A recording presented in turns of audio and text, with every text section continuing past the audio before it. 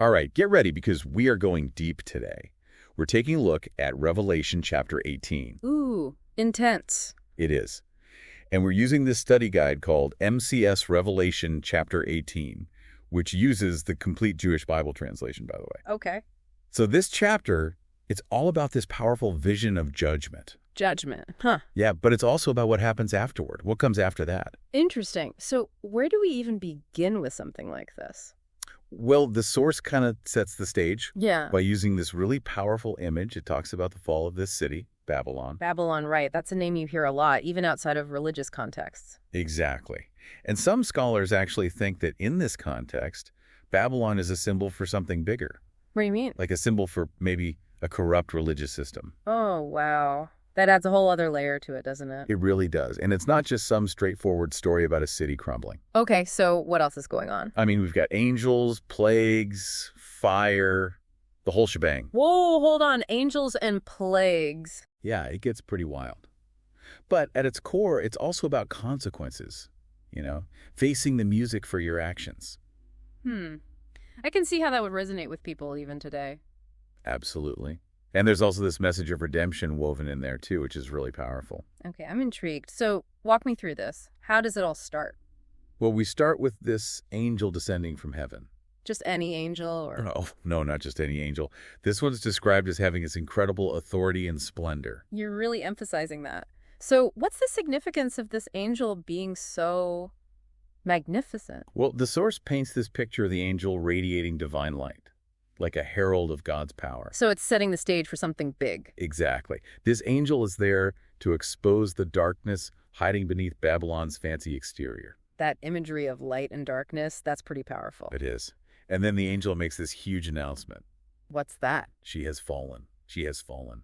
Babel the Great. Babel, that's another name for Babylon, right? It is.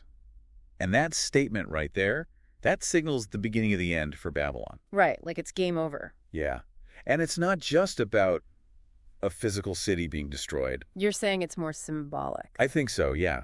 It's about this whole system, this way of life that's gone against God's will. It's become corrupt to its core. Like a whole society built on things that are opposed to God. Exactly. The source describes Babylon's influence as being global. It uses this really vivid image of nations drinking the wine of God's fury because of her whoring. Wow, that's pretty intense imagery. So it's not just about some isolated bad behavior. It's systemic. It's like this seductive force that seeped into everything. Okay, so who are the players in this system? Who's being called out specifically? Well, it's interesting. The source specifically names both political and business leaders. They're all caught up in this. So it's not just individuals making bad choices. Right. It's about how those in positions of power can become so easily entangled in a corrupt system. I can see that. They start prioritizing the wrong things. Wealth, influence over integrity and what's right. And that's where things start to unravel, I guess. But even with all this talk of judgment, there's a really powerful message of hope, too. Oh, there is. Tell me about that. God's people, they're urged to separate themselves from Babylon.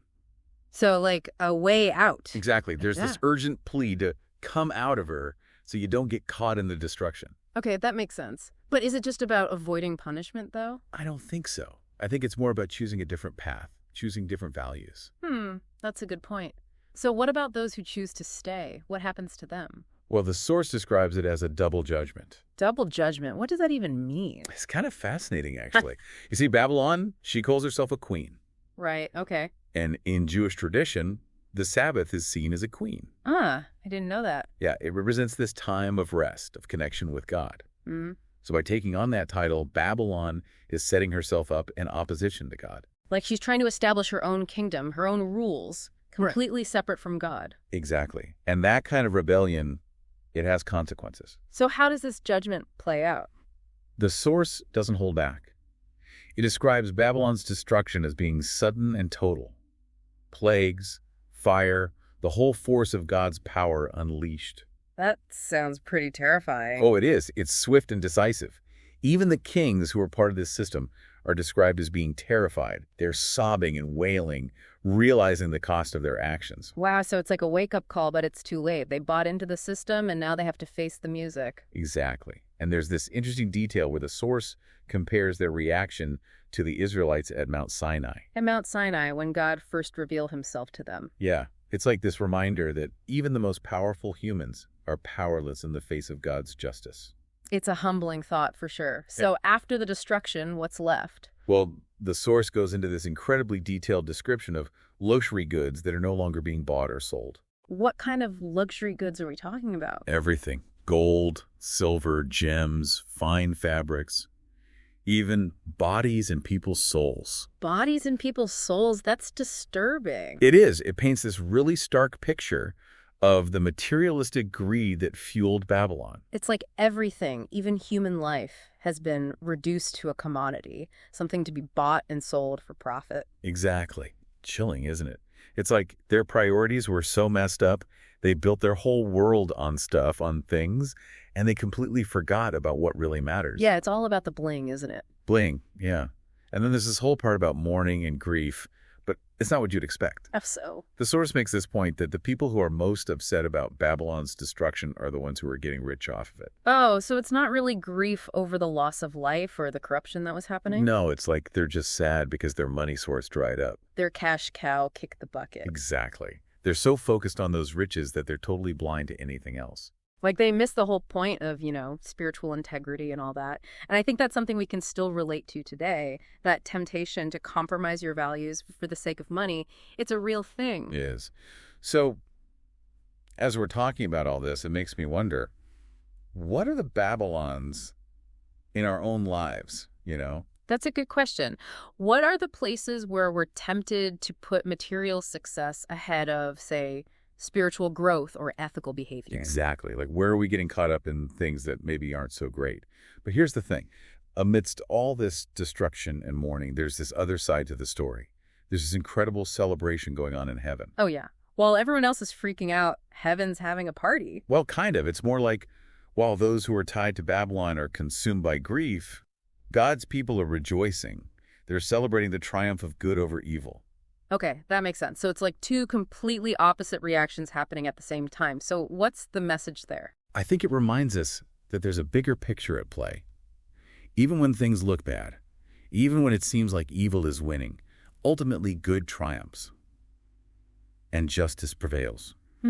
That's a hopeful message for sure. It is, especially for those who are going through difficult times or who are persecuted for their faith. Right, they can hold on to that hope. Exactly. And then we get this other powerful image, this angel hurling a massive millstone into the sea. Okay, so what's the deal with the millstone? What does that symbolize? It represents finality. Like, this is it. Babylon is over. Oh, coming back from that, huh? Nope. And the source actually connects this image back to something Jesus said about causing a child to sin. Oh, wow. So it's serious business. God does not mess around when it comes to this kind of stuff. No, he doesn't. So after the millstone, what's left? What happens to Babylon? Well, the source says it's just silence and darkness. Where there was once life and trade and music and celebration, now there's nothing. It's like everything just vanishes. Yeah, it's a complete reversal. All that glitz and glamour, it just leads to emptiness. And then the chapter ends on this really chilling note. It talks about how Babylon is stained with the blood of prophets, God's people, and all those who were persecuted. Whoa, so there's this element of violence and injustice that's been woven throughout the whole story. Right. It makes you stop and think about the real cost of greed and corruption. Yep. It forces you to look at your own choices and the systems you might be supporting, even without realizing it. Absolutely. And it makes you question, are we complicit in any of these Babylonian systems? That's a tough question. It is. But it's something we all need to think about.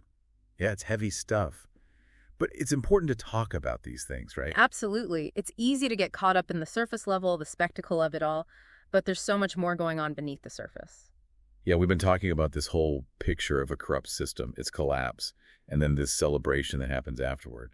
But it's not just some story from the past, right? No, not at all. That's what makes this chapter so fascinating.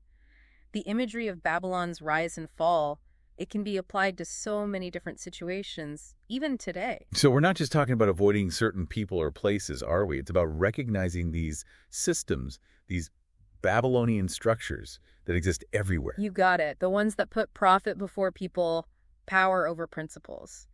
And they can be really tempting. They might look glamorous on the outside. Exactly.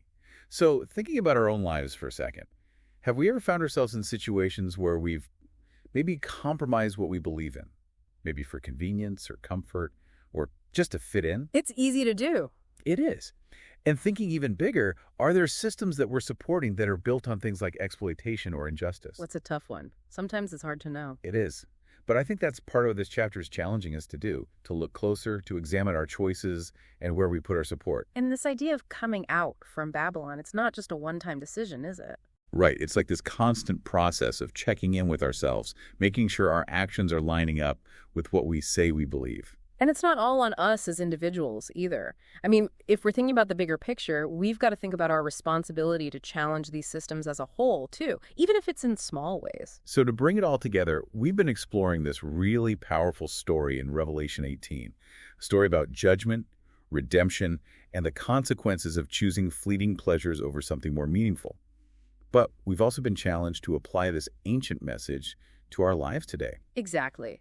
It's an invitation to look inward, to question our choices, and to consider how we can build a better world, one that reflects those values of justice, righteousness, and compassion, those things that heaven rejoices over. I love that. So we're wrapping up our deep dive here, but we hope this is giving you some new insights into this chapter. Maybe it sparked some questions of your own. What really stood out to you? And what are some modern-day Babylons that you see out there in the world? How can you answer that call to come out and make a difference? These are some things to think about as you continue exploring this topic. And thanks for joining us on this deep dive.